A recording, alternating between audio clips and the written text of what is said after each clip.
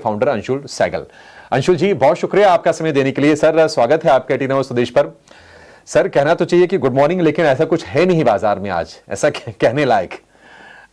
Market को लेकर sir आपका व्यू क्या है? क्योंकि जिन चीजों से हम पार पाके आगे बढ़ने की कोशिश कर रहे थे, वो सारी चीजें फिर से बाजार को अपनी गिरफ्त में ले रही हैं। एआई को लेकर चिंताएं हैं, ट्रंप को लेकर टेंशन है, जियो पॉलिटिकल फ्रंट पर चीजें अपनी जगह पर हैं, एफआईज भी कुछ फुल फोर्स में भारतीय बाजार में वापस नहीं आ रहे हैं। आपकी रीडिंग क्या है सर मार्केट को लेकर? आगे आगे दिशा क्या होगी यहां से? नमस्कार, ऑलवेज अ प्लेजर। बहुत कंफ्यूजिंग टाइम है जनरली मार्केट पार्टिसिपेंट्स के लिए। और आप अभी बात कर रहे थे आईटी सेक्टर की और उसमें किस तरह की गिरावट आई है। क्लियरली ये एक ऐसा सेक्टर था जिसको डिफेंसिव माना जाता था, बट एआई के चलते और ग्लोबल हेडविंड्स के चलते इस सेक्टर में हमने बहुत हेडविंड देखी है। और उसी वजह से स्टॉक्स, जैसा आपने बताया, कुछ 25-30% नीचे है केवल इसी साल में। दूसरी तरफ अगर हम वैल्यूएशन की तरफ रुख करें तो हमें दिखता है कि 15 साल में इतनी वैल्यूएशन कम रही नहीं है जितने की आज है।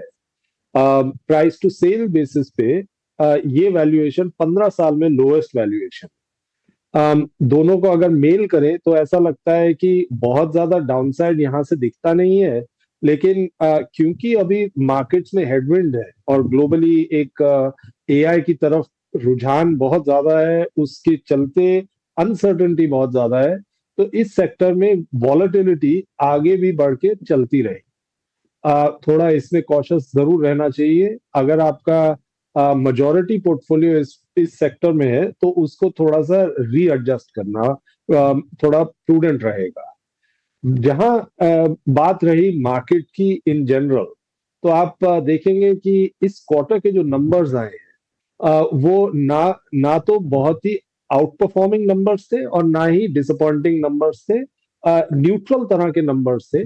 लेकिन अगर कमेंट्री देखेंगे मार्केट्स की तो, और कंपनीज की, इंडिविजुअल कंपनीज की, तो सब कंपनीज अगले कुछ क्वार्टर्स के लिए काफी स्ट्रेंथ दिखा रही है।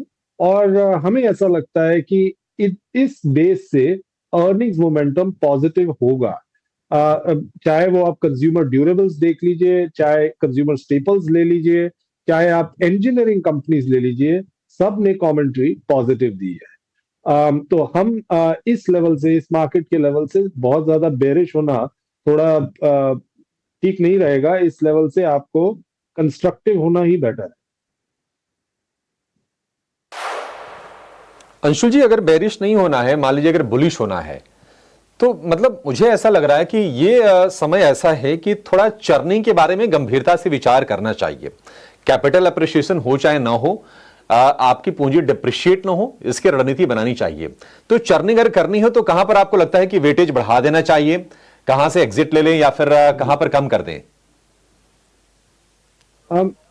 एक्चुअली चर्निंग जो है वो मेरे एक्सपीरियंस में लॉन्ग टर्म के अंदर आपको हेल्प नहीं करती, हर्ट ही करती है।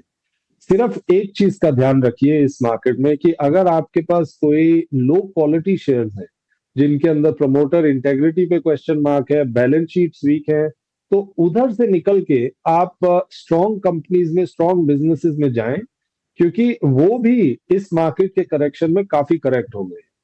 कोई आम स्टॉक्स हैं जो कि 30, 35, 40% करेक्ट हो गए हैं इस करेक्शन में। और ये बहुत ही अच्छी कंपनीज जो है वो भी करेक्ट हुई। तो अपने पोर्टफोलियो को थोड़ा स्ट्रांग करें, वीक कंपनी से स्ट्रांग कंपनीज में इस मार्केट में जाएं। और जहां तक सेक्टोरल चर्निंग की बात आई, तो अगर तो आप नॉलेजेबल इन्वेस्टर हैं और आपको ये समझ आता है कि किस सेक्टर में टेलविंड आने वाली है, तो ऑफ कोर्स वो चर्निंग ठीक है। लेकिन सिर्फ इंप्रेशंस पे वो करना थोड़ा ठीक नहीं रहता, या किसी के कहने पे करना वो ठीक नहीं रहता।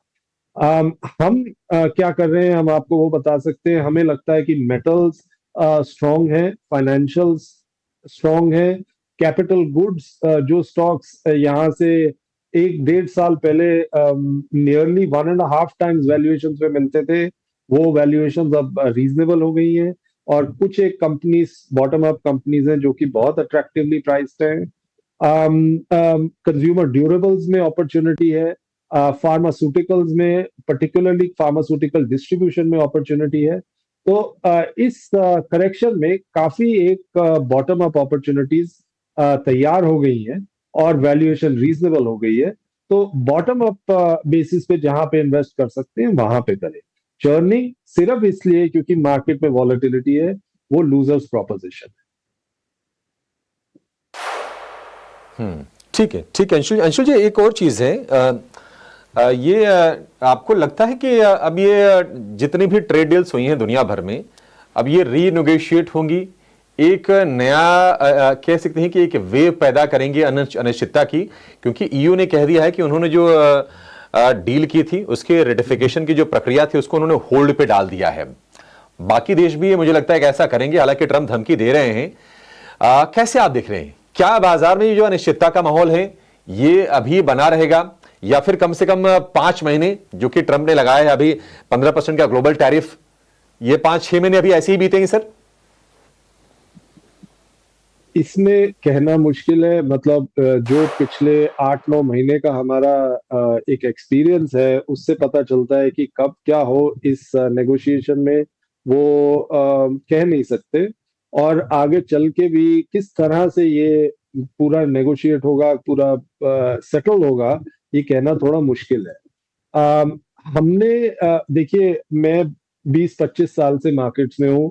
मैंने मार्केट्स में ग्लोबल फाइनेंशियल क्राइसिस भी देखा है, उसके बाद इंडिया को फ्रैजाइल 5 में भी देखा है, उसके बाद कोविड भी देखा है, मार्केट कैप रैशनलाइजेशन भी देखा है, और अब चल के टैरिफ्स भी देख रहा हूँ।